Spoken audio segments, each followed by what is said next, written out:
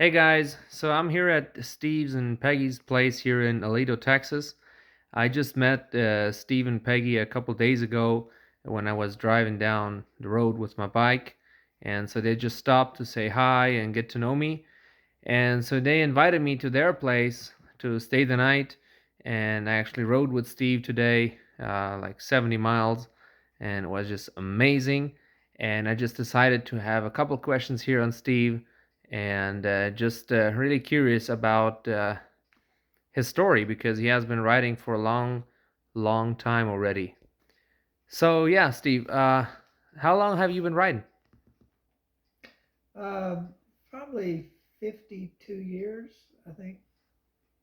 Oh my goodness, that's a very, very long time. So yeah, what can you tell me about riding all these years? Um, it's good to get to know the countryside. I like that and find the particular routes and roads that are um, real bicycle friendly and interesting. I get a kick out of that.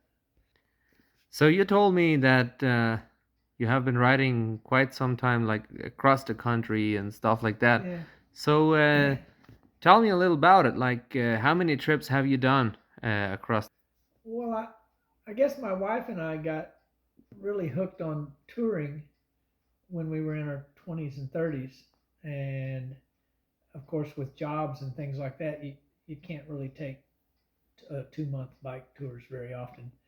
But I found that since I retired, there's nothing keeping me from uh, uh, doing these long tours. And my wife supports me. She doesn't ride as much as she used to, so she doesn't join me. But the other day I counted that I've been across the country 7 times so far, and and I plan on doing it again this summer. So um, I'm definitely hooked. Wow, I mean that is just amazing. Like me being as my first time on a tour and Yeah, just experiencing new things, and then getting to meet people like you. That's for me, it's a huge blessing, and it's just a person where I can talk to, and we have a common interest, and I guess I have a lot to learn about it. And you have already like teach me so much stuff, like just during this day today, like once you rode out to uh, to ride with me. yeah. So it has been really amazing. Well, I when we met you on the road, I felt this was an opportunity um, to dish out some kindness to a fellow cyclist because in my tours, especially the ones in the last 3 years since I've been retired, so many people have uh, helped me along the way and been friendly basically and opened up their homes and bought my dinner occasionally and stuff like that that I just felt like I kind of want to reciprocate that to another um, traveling cyclist and because it's such a wonderful feeling. So It's very very nice of you, and I'm really amazed by how you have like just invited me into your home and we yeah, went out to dinner, and Steve also has a very nice 67 year like 1967 year Malibu Chevelle. A very very nice car, was actually his first car, and I'm all into classics, and just to get me a good experience, he took it out and we went to dinner for it. So yeah, yeah. but you talked to me about a tour that you did on 2021, a 7,000 mile tour. So yeah, tell me a little about more about that tour. Yeah, well, that was in 2020. I rode across. Let me back up just a little bit. In 1976, when I was 21 years old, I had the opportunity to ride across the country from coast to coast, and I was just a kid, and I jumped on the opportunity and I loved it. It was absolutely wonderful. And then when I retired, I wanted to do that same route again, and so I did the exact same route. I almost went with the same person that I went with, but he was unable to because of COVID. And so after I finished that tour, the next year I knew I wanted to do something else. And so I had always had a desire to ride from Fort Worth to California. I don't know why I had the desire to do that, but I always wanted to. And so setting out from Fort Worth to California, I picked a route and made some mistakes, but basically it was a good route. And I just rode west until you couldn't ride west anymore. And then when I got to California, a good friend of mine joined me, and we rode Route 66 across the country back to Chicago from Santa Monica. And we had planned all this. And from Chicago, we continued to Long Island, where my wife's family, quite a few of her family members lived there. And then my wife flew there, and we rented a car, and she drove me home. So that was that trip, kind of a double across the country almost. And I just loved it. I just, every single day, it's something you look forward to because when you set out and ride your bike 75 miles on roads that you've never seen before, it's brand new, and the world goes by slow enough on a bicycle that you see all of it. You meet all the people. You stop at every restaurant because there's not very many. You stop at every convenience store, and along the way you meet really nice, friendly people. People in the country, I joke about it, but people in the country are friendlier than people in the city, I think. And although we met some very nice people in the cities as well, but it's just somehow when you get in the country, it's like they have a different standard. It's sort of like they're just generally friendly to everyone. And cyclists, I guess, look like they're pretty innocent and can't really hurt anything, and they just open up. They open their homes, they almost open their hearts for you. And I just uh, trying to explain it to my cycling friends that haven't done any long tours is almost impossible. You just have to do it. And I suppose there are those that wouldn't like it, but not my case. And also, Abe explained the same thing to me today, that it's just there's something special about it. I don't really can't define it, but it's there. Yeah, well, I've found out that there is definitely something special about it, and me being, just I don't know, 20 days into my first tour ever, with no experience and whatever, and then meeting a person like Steve here, that has been just amazing. I mean, talking about somebody that does the same thing you do, has the same passion, the same interests, and can teach you so many things. And this just made me love touring so much more. And, the first days for me were very, very rough and hard. And I was actually considering quitting. And so hadn't I set up all the events in advance that I have, like in Oasis and Seminole, Texas, where I had a couple of nights of concerts, and then now Paris, Texas. Well, I'm pretty sure I would have quit it and I would have said, you know what? I guess I'm going back home because it's better. And then I meet a person like Steve, and that has like 50 plus years of experience of this, and he just keeps telling me, and he reaches out to me, and then I can stay at his home, and he's just paying back to somebody else that did the Yeah. same thing for him back in the day. And it's just amazing. And so what also amazes me from you, Steve, is your age. I mean, I know you're not 28 like I am, and you're still doing it, and I see you're in very good shape. I think that you would win me by far if we would do a race, so I don't want even to try. I don't know about that. And but yeah, it's so amazing to get to know people like you. But yeah, I think you're still planning to do more trips, right? You were talking to me about your next trip you're doing, and that's a very unique one as well. It's one that you haven't done before, right?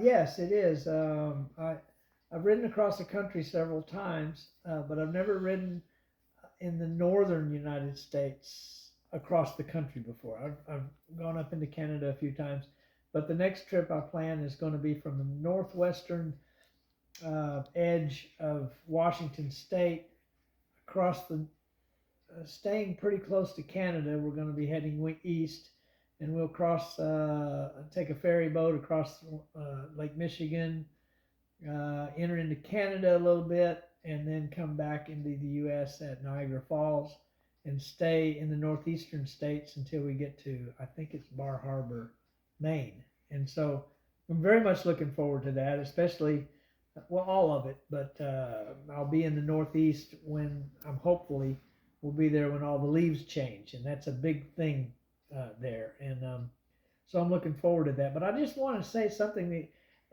Abe keeps thanking me for, you know, the effort of taking him in my home and all this stuff. I want you to know that it's not any effort at all. It's like it made this day and tomorrow very memorable when it would have just been a normal, uh, uneventful day. And so it's the best thing that could happen to me today and tomorrow. It's like there's no reason not to. When you're retired, you can do what you love every day. And doing something, when I saw Abe and was able to offer him our home, I knew that I was hoping he'd go for it because it meant that I was going to have 2 fantastic days of bike riding that I wouldn't have done otherwise. And so it's no effort at all. As a matter of fact, I should pay him for allowing me the opportunity to do this. And that's kind of how I feel about that. Well, yeah, I mean, as I said, it's very, very nice of you, and I'm just amazed by, in general, by Texan people, and in general by all the people that have supported me so far, the people that know about me, and it was really your decision when you saw me on the road to whether stop or not, because I have no idea who passes me, and you just decided to stop and reach out. So yeah, it was your decision, and I see your point also where you say like it's a nice opportunity for you, and I'll just be very, very sure that I don't think I'll ever forget this, and I hope to get very close to you, and maybe we can do more bike rides Yeah, together later on, most and certainly. but yeah. Uh, so yeah, anything else you have to say? So one of the things I wanted to mention was the same thing happened to me. I just now recalled when I was in the deserts of California and near Los Angeles. I went on a road that was probably a Jeep road or something, and it was getting hot, and I was running out of water, and a Jeep came by, and they had 4 people in the family, and the guy said, "We're going to help you." I kind of said, I'm about to run out of water and stuff like that, and the road was too rough to ride on, and they said, "Well, we'll figure out how to help you." And so they managed to get my bike in the Jeep, and now there's 5 of us in the Jeep, and they carried me. It probably took several hours to carry me to the place where I was going, and I just kept insisting on how grateful I was that they did this, and they said, "Don't thank us." I said, "You just made our day memorable." I said, "Otherwise, we would have just been out here. We would probably have never remembered this day." And they were sort of thanking me for presenting them with the opportunity to make their day a lot better. And that is kind of what I'm talking about with helping Abe. You get such a good feeling when you help somebody, and it makes your day a memorable thing rather than something that you will probably forget. So Yeah, and that's also what I think. I think if you help somebody, uh, those people get a blessing, but you also always get a blessing you out of get it. yeah, you get a return And too. so yeah, I mean, it's nice being here with you, and I look forward to do some miles tomorrow with you, and maybe meet some of your other friends that are cyclists as well. No idea. But yeah, hey, thank you, Steve, so much for taking the time to do this interview. And any words you have? What's your message to the world? Um, I think if I had to have one, it's um, to go out and discover.